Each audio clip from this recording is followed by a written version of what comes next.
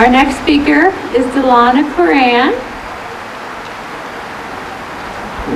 Dilonna is pastor with her husband Steve at Faith Fellowship Church in Jersey Shore. She's also the founder and president of the Social Conservatives of PA. Please join me in welcoming Dilonna. Margaret Thatcher once said, "You may have to fight a battle more than once to win it." So we're here today because we're fighting once again an onslaught on yet another one of our freedoms. Most of us have noticed that within the recent years, there are some that are more interested in creating new rights than defending our unalienable rights guaranteed to us in the First Amendment of the Constitution and in our Declaration of Independence. We are on a slippery slope if this passage continues of the HHS mandate. And that's why we're here today. If this downward slide continues, it could spell the end of separation of church and state, so that the state can come in and tell the church what we're supposed to be teaching, believing, and following suit with. We are watching, people, an assault on our liberties. And once again, we're forced to pay for something that we believe is morally wrong, just like our tax money is going to help Planned Parenthood with all of their abortion industry. Laws will always reflect where a nation's priorities, an agenda, and values lie. In 1973, the U.S. Supreme Court changed the law to exclude a whole class of people, saying that they were no longer human, and therefore they could be murdered in the womb. You know, a court can make abortion legal, but it can never make it moral.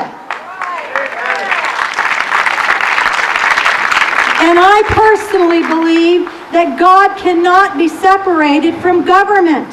The principles that are necessary for freedom to survive are rooted in the very belief in an almighty and sovereign lawgiver that we serve. Our nation's freedoms have always been rooted in the belief that we have an almighty God. This mandate is fundamentally a religious, biblical, and constitutional issue, as we even heard our congressman just speak about. Biblical principles that have undergirded the very framework and foundation of this Constitution are now in jeopardy. If we lose the right of conscience, we are forced to do something that goes against the very core of our convictions, and it goes against the core of our beliefs. You see, this is not a contraception issue. This is a rights of conscience issue. This mandate, in case you're not aware of it, will force religious organizations to provide contraceptions that have been approved by the FDA, abortion counseling, and sterilization on demand for anybody that you have insurance for. The emergency contraceptions that they're referring to are abortion-inducing drugs. One of them is called Plan B, the morning after pill. The other one is called Ella, the week after pill. And they are currently available to anyone over the age of 17 over the counter. This is such a fundamental issue that's going to leave an indelible mark, not just for us, but think about it, for the generations that are coming up behind us. This is going to change the landscape of every faith-based organization. Religious affiliated organizations will no longer be continuing to provide services to the poor, to the sick, to educate children, unless they abandon their fundamental beliefs. These are the ones that we thought were protected under the Declaration of Independence and our U.S. Constitution. Our right to choose to practice faith that we possess seems to be very little in the light of this mandate. And you know, I personally believe, and I do think you believe this way also, that's why you're here, that everything revolves around the life issue.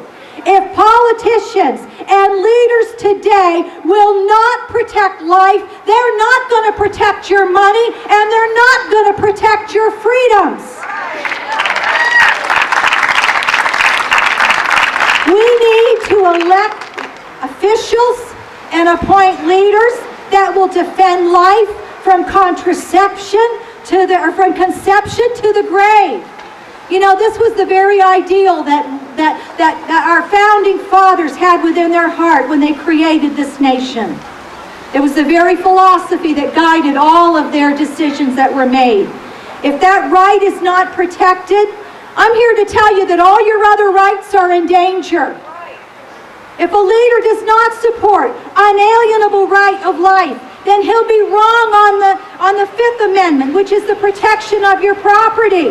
He'll be wrong on the Second Amendment, keeping and bearing arms. He'll be wrong on the Third Amendment, which is the sanctity of the home. And you know what? We're here today because they're getting it wrong again. They're wrong on the religious freedom issue. Why? Because life has not been protected. If a leader is wrong on the life issue, he's going to be wrong everywhere else, and every other freedom is in danger. And you know, abortion isn't health care because killing isn't healing. We need a government that's going to stop competing with the family. Government doesn't give us our rights. We're here because God has given us these rights. And it's proven that when our government-controlled economies will have less freedoms. And when government becomes secularized, you know what's going to happen? Socialism will gain strength. Socialism puts people into groups. But God looks at us and sees us as individuals. And when we as individuals, just ordinary people like you and like myself, when we yield ourselves to the purposes of God, we're able to make an extraordinary mark. Someone said that if you think you're too small to make an extraordinary mark or to have an impact, try going to bed at night with a mosquito in the room. God has always been looking for people who will please Him regardless of how opposite the cultural tide is flowing and running. We've been called, I believe, for such a time as this. We cannot be silent when we should be lifting our voices. And we can't get discouraged in the battle. Don't forget one major principle. God is a God who works incrementally. Don't take your ball home and go home and not play because you have to keep fighting the same battle over and over and over again. God works in the long perspective, and He also takes things out one giant at a time. We're here today because ordinary people just like you and I can make a difference. When David saw Goliath, what did he say when he saw that Goliath that was intimidating the camp? He ran towards that old giant and he said, "Is there not a cause?" We're standing here today because there is a cause. We can't continue to let innocent blood be upon this nation, upon our hands. We cannot stand by and not lift our voice for those who cannot. We can't stand by and watch our religious freedoms be in danger.